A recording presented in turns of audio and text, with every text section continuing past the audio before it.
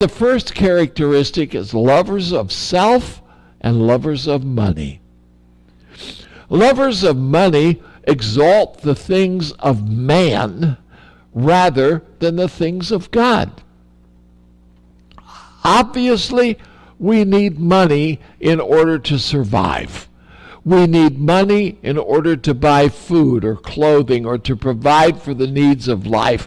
But somehow our Western world has taken us so far beyond what we need.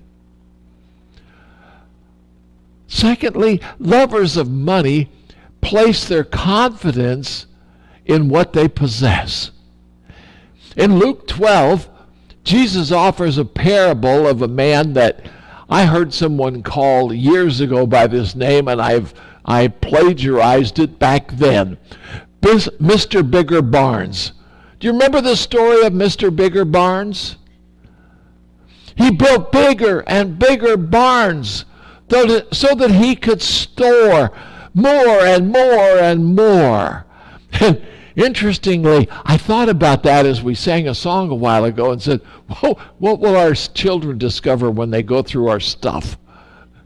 You know, but Jesus asks this question in that context, by the way, what does it profit a man if he gains the whole world but loses his soul?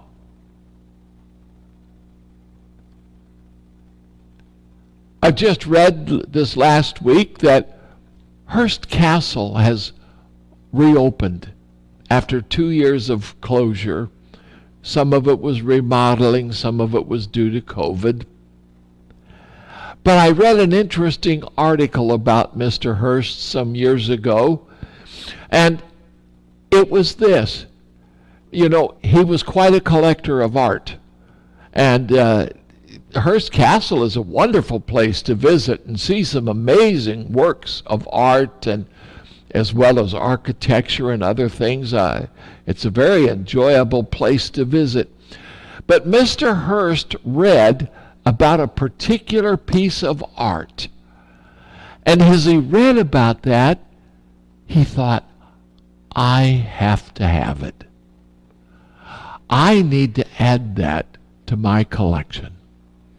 So he called his agent and he told him, I need this particular piece of art in my collection. So I want you to go, I want you to find it, and price is no object. I want it added to my collection. So his agent went out for a search for this particular piece of art.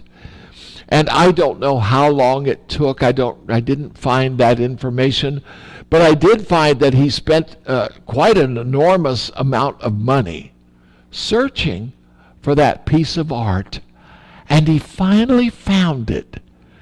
And he came back and he said, Mr. Hearst, I found that work of art that you have been searching so diligently for.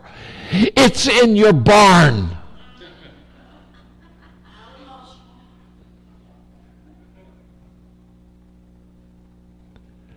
Isn't that the way it works sometime?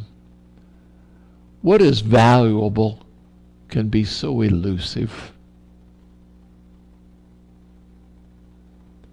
There's another thing we have to note, though, about lovers of money, and that is they never have enough.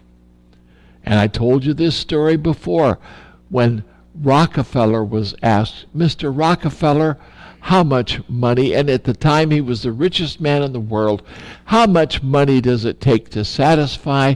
And his response was, just a little more.